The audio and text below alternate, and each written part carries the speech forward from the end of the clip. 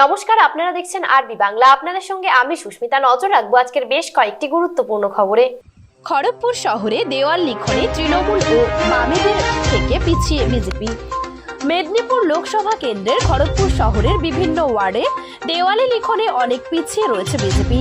মেদিনীপুর লোকসভা কেন্দ্রের প্রার্থী ঘোষণা হওয়ার পর 14 দিন পরেই অধিকাংশ দেওয়ালে প্রার্থীর নাম এখনো লেখা হয়নি। বিজেপির প্রার্থী অগ্নিমিত্রা পাল বলেন, আস্তে আস্তে কাজ শুরু হয়েছে, হাতে অনেক দিন সময় রয়েছে, আমাদের খুব একটা দেওয়াল লিখনের প্রয়োজন নেই। হনুমানজি যেমন বুক চিরে রামচন্দ্রকে দেখিয়েছিলেন, মেদিনীপুরের মানুষ, খড়গপুরের মানুষ, কেশিয়াড়ির মানুষও বুক চিরে দেখিয়ে দেবেন তাদের ভেতরে রয়েছে শুধু মোদিজি। ওয়ার্ডে এখন দেখা যাচ্ছে যে বলিং হয়, বিভিন্ন নাম প্রকাশ হয়ে গেছে, এই ব্যাপারে অনেকদিন আগে প্রকাশ হয়নি, আমাদের মোটামুটি 10-12 দিন আগে প্রকাশ হয়েছে এবং অনেক জায়গাতেই বলিং হয়েছে। আস্তে আস্তে কাজ এগোচ্ছে, এখন তো হাতে সময় রয়েছে, মোটামুটি 54 দিন মতো রয়েছে। সুতরাং আমার দৃঢ় বিশ্বাস, আমার সমস্ত সম্মানীয় মণ্ডল প্রেসিডেন্ট, আমার সম্মানীয় জেলা প্রেসিডেন্টরা রয়েছে আজকে আমার সঙ্গে, তারা এই বিষয়টি দেখছেন। এবং আমাদের বিজেপি পার্টি সব কিছুই একটু স্লোতে করে, কিন্তু এই আছে না ছোটোবেলায় যে গল্পটা শুনেছিলাম, খরগোশ আর কচ্ছপের গল্প, slow and steady wins the race. যে দৌড়ে যাবে আগে, অনেক দৌড়বে। মুখ্যমন্ত্রী মমতা বন্দ্যোপাধ্যায় অনেক আগে বলে দিয়েছেন, ডিক্লেয়ার হয়ে গেছে, প্রচুর দেওয়াল লিখনও হয়ে গেছে। আমাদের আসলে খুব একটা দেওয়াল লিখনের দরকার নেই, জানেন তো, কারণ মানুষের মনে, খড়গপুরের মানুষ, মেদিনীপুরের মানুষ, কেশিয়াড়ি, নারায়ণগড়, সবার মনের মানুষে ওই হনুমানজিকে যেরকম বলেছিল না, তুমি রামচন্দ্রকে কতটা ভালোবাসো, ও বুক চিরে দেখিয়েছিল। তো মেদিনীপুরের মানুষ বুক চিরে দেখিয়ে দেবে মোদিজি, ওয়াল পেন্টিংয়ের দরকার হবে না। ঘাটাল লোকসভা কেন্দ্রের প্রচারে আজ পশ্চিম মেদিনীপুর জেলার কেশপুরে পৌঁছান সাংসদ তথা এবারের তৃণমূল প্রার্থী দেব। কেশপুর ও আনন্দপুর থানার অন্তর্গত বিভিন্ন প্রান্তে গাড়িতে চড়ে জনসংযোগ কর্মসূচি নেন তিনি। পাশাপাশি বিভিন্ন জায়গায় কাতারে কাতারে জনতার ভিড় চোখে পড়ার মতো। কোথাও দাঁড়িয়ে জনতার সাথে হাত মেলান, কোথাও দাঁড়িয়ে স্ট্রিট কর্নারে বক্তব্য রাখতে গিয়ে আশীর্বাদ চাইলেন, কোথাও আবার গ্রামের মোড়ে চায়ের দোকানে খোশ মেজাজে চাও খেলেন। পাশাপাশি কেশপুরে দলের গোষ্ঠীদ্বন্দ্ব নিয়ে কথা বলেন যে আমার সামনে তেমন কোনো এর প্রভাব নেই বলে মনে হয়।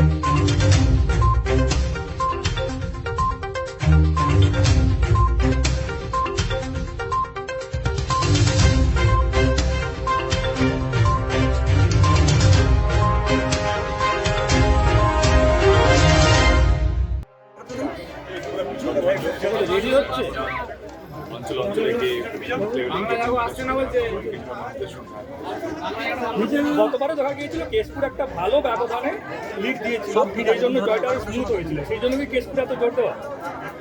সব জায়গায় তুমি কেশপুর আমাকে দেখতে পাবো, তুমি কেশপুরটা করো। আমরা যারা কালকে যেমন পাঁশকুড়ায় ছিলাম, দেবরাতে ছিলাম, তার আগে থেকে করেছিলাম, খড়গপুরে ছিলাম এবং পিংলাতে ছিলাম, সব জায়গায় যাচ্ছি। আমার মনে হয় যে 10 বছরে অনেকটা অঞ্চল হচ্ছে, সেক্ষেত্রে মানুষ দেখিয়েছে আপনার নেতাগুলো আপনার ডেফিনেটলি চেষ্টা করছি যে যেন প্রত্যেকটা অঞ্চলে আমি করে ফিরে আসা, কথা বলে ভালো লাগা, ভালোবাসা, সমস্ত কিছু জনপ্রতিনিধি ইলেকশন কমিটি নিয়ে একটা সমস্যা দেখা গিয়েছে, সবার লিস্ট বেরিয়েছে, 6টা লিস্ট ভাইরাল হয়েছে কেশপুরের ক্ষেত্রে। মানে এটা আর অন্য কোনো ব্লকে হয়নি। ঠিক আছে, কেশপুর, কারণ কেশপুর বিশাল বড় ব্লক এবং এখানকার যা নেতৃত্ব আছে কাজ করছে এবং সবাই কী হয় সবসময় বলছে নেতারা পথ চায়, হয়তো কর্মীরা সম্মান চায়, সেটুকু সম্মান আমাদের দলকে দেওয়া উচিত। আর মানে তারা তাদের আপনাকে অনলাইনে একসাথে কাজ করছে। যেখানে অন্যান্য ব্লকের ক্ষেত্রে এই ঘটনা ঘটেনি, সেখানে কেশপুরের ক্ষেত্রে অনেকেই বলছে যে এটা নপু আর পুরানোদের মধ্যে দ্বন্দ্ব। আমার মনে হয় দুজনই আমার সঙ্গে, সবাই আমার সাথে আছে। আমার মনে হয় দেব পার্থিবভাবে আমার মনে হয় না কারোর মধ্যে কোনো এ আছে, সবাই দেখতে ভালোবাসে। যেই গোষ্ঠী তোমরা কথা বলছো, যেই গ্রুপে তোমরা কথা বলছো, সবার সঙ্গে আমার খুব ভালো সম্পর্ক। এবং সেই ক্ষেত্রে আমি কোনো দেখতে পাচ্ছি না, যখনই আমি আসি, যখনই আমার কোনো মিটিং হয়েছে সুপার সাকসেসফুল আছে, একটা যে আজকে গরম সবচেয়ে বেশি 41 ডিগ্রি এবং লুও চলছে, তা সত্ত্বেও এতগুলো মানুষ এরকম কি বলবো, এরকম একটা এই করাটাই অনেক বড় ব্যাপার। কিন্তু দলের নেতারা যদি রাস্তায় না নামে তাহলে এই এত ভালো পুরো ব্যাপারটা আমার মনে হয় যে বাইরে থেকে কি দেখা যাচ্ছে আমি জানি, বাট ভিতরে কেশপুর অনেকটাই টাইট, অনেকটাই একসঙ্গে, এবং আমরা একে অপরকে বিশ্বাস করি, কারণ জিতলে আমরা সবাই একসাথে। গতকাল ভগবানপুরে তদন্তে কি আক্রান্ত হয়েছেন এনআইএ আধিকারিক? দেওয়া উচিত এবং মানুষকে এটাই গুলোকে তাদের কাজ করছে, তারা চেষ্টা করছে। বাট এটাও দেখা যাচ্ছে কি ইলেকশনের সময় স্পেশালি তৃণমূল কংগ্রেস দলের লোকগুলোকে তাদেরকে বেশি আন্ডারলাইন করা হচ্ছে। আমরা ইলেকশন আগে হলো তো কোনো সমস্যা হবে না। এই কেসটা নিয়ে আপনি যে তদন্ত হচ্ছে, এটা তো কালকের কেস, এটা তো 6 মাস 1 বছর, যেহেতু 2 বছর, কিন্তু 2.5 বছর রাজনীতি করছে। এবার না চাইলেও সাধারণ মানুষ কিন্তু বুঝতে পারছে। আমার ভয় এটাই যে আজ অব্দি এনআইএ, সিআইডি, সিবিআই বা এরা ইডি যে কাজগুলো করছে, সাধারণ মানুষের ঠিক আছে দুর্নীতি করেছে, অ্যারেস্ট হয়েছে। কিন্তু এই যে আস্তে আস্তে না সাধারণ মানুষ খুব ইম্পর্টেন্ট। আমি খুব নন পলিটিক্যাল কথা বলছি, মানে সাধারণ মানুষ যদি বুঝতে শিখে যায় চালাকিগুলো, যে দলের চালাকিগুলো বা নেতাদের চালাকিগুলো, তাহলে যে কোনো যেই দলের সেই দলের যাবে আমার দলে। এবার আস্তে আস্তে সাধারণ মানুষ সেই চালাকিগুলো বুঝতে পারছে কি না এটা শুধু বলবো এটা দুর্নীতি শুধু নয়, এটা আমাদের রাজনীতিও জড়িত আছে। সন্দেশখালির পর এবার পূর্ব মেদিনীপুরের ভূপতিনগরে বাধার মুখে এনআইএ। পূর্ব মেদিনীপুর জেলার ভূপতিনগরে বাজি বিস্ফোরণের একাধিক মানুষের মৃত্যুর ঘটনায় এনআইএ তদন্তের দায়িত্ব দেয় হাইকোর্ট। হাইকোর্টের নির্দেশে এলাকার অভিযুক্ত ব্যক্তিদের তদন্তের জন্য নোটিশ পাঠানো হলে আদালতে হাজিরা না হওয়ায় শনিবার ভোরে ভূপতিনগরে আসে এনআইএর প্রতিনিধিরা। অভিযুক্ত 2 ব্যক্তিকে আটক করে গাড়িতে তোলার সময় এলাকার মহিলারা ছুটে এসে বাধা দেয়, হামলা চালায় বলে এনআইএ সূত্রে খবর। এলাকায় উত্তেজনা রয়েছে, যদিও প্রশাসনের পক্ষ থেকে এই ধরনের ঘটনার কোনো উত্তর পাওয়া যাচ্ছে না।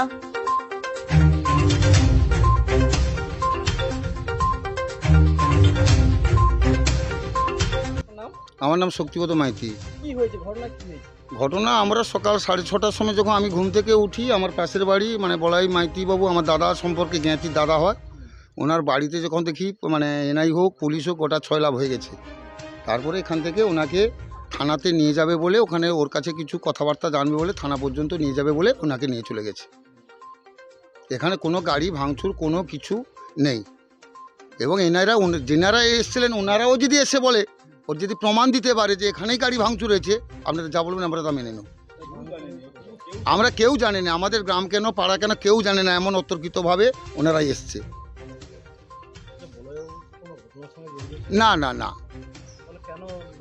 ওটা এখানকার ঘটনা নয়, এখান থেকে মিনিমাম 15-20 কিলোমিটার দূরে। ওটা হচ্ছে নাড়ুয়াবিলা, ওখানে আতশবাজির কারখানা ছিল, আতশবাজিতে মানে হয়ে আগুন লেগে ওখানেই হচ্ছে হয়ে যায়, দুর্ঘটনাটা ঘটে ওইখানে। এখানের সঙ্গে কোনো বলাইবাবুর কোনো যোগ নেই। হ্যাঁ রাজনীতি করে, তৃণমূল করে, ওই অঞ্চল সভাপতি পদে আছে। হ্যাঁ